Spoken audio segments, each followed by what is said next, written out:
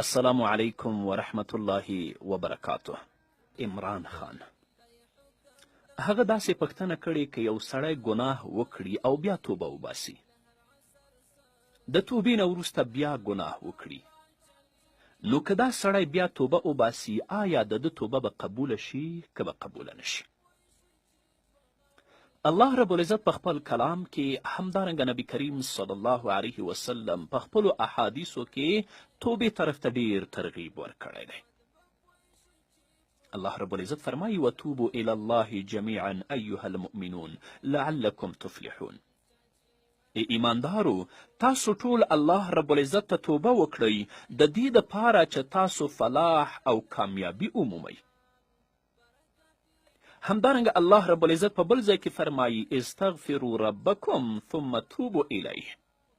تاسو د خپل رب نه بخښنه وغواړئ او هغه طرف ته راتاو شئ، یعنی هغه طرف ته رجوع وکړئ.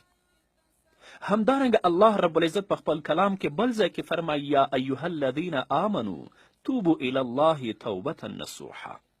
ایماندارو تاسو الله رب العزت ته توبه وکړئ ریښتینې او د اخلاص توبه.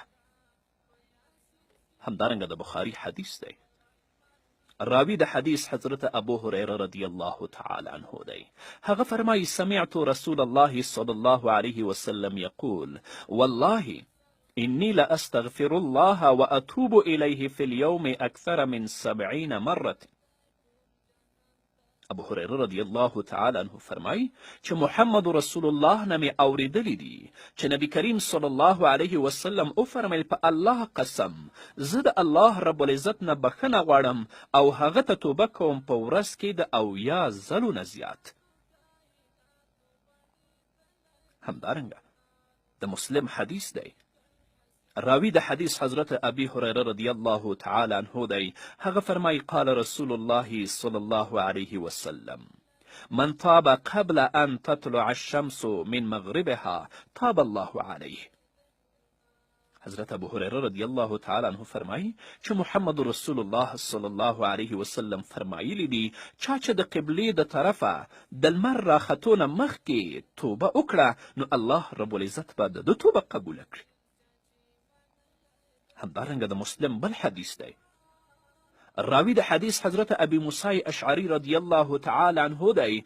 هغه فرمایي عن النبي صلی الله علیه وسلم قال ان الله تعالی يبسط يده بالليل ليتوب مسيء النهار ويبسط يده بالنهار ليتوب مسيء الليل حتى تطلع الشمس من مغربها. حضرت ابو موسی اشعری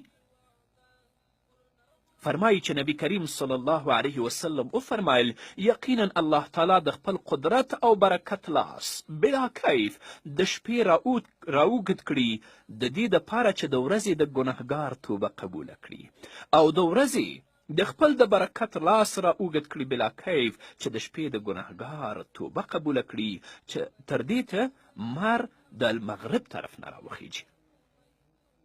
نو او ستا د توبې ترمنځ هیڅ کم معنی نشته دی.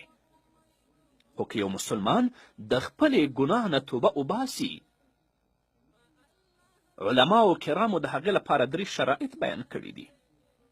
ان یقلع عن المعصیة، دا د ګناه نه لرې شي. دویم دا چې ان یندم علی فعلها، په هغه فعل دې پښیمانه شي. دریم دا چې ان یعزم ان لا یعود الیها ابدا، دا په ښه اراده وکړي چې بیا به دا کار زه نه کوم. خو که په دې 3 شرطونو کې یو شرط هم نه و بیا ستا توبه قبوله نه ده. نن چې ته توبه کوې سبا ګناه کوې، خو تا دا تصمیم نه و نیولی چې سبا به زه بیا ګناه نه کوم.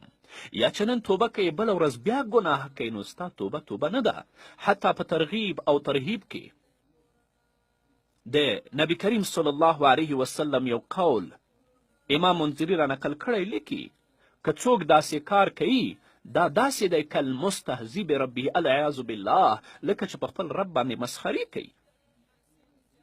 چې څومره ګناهګار یې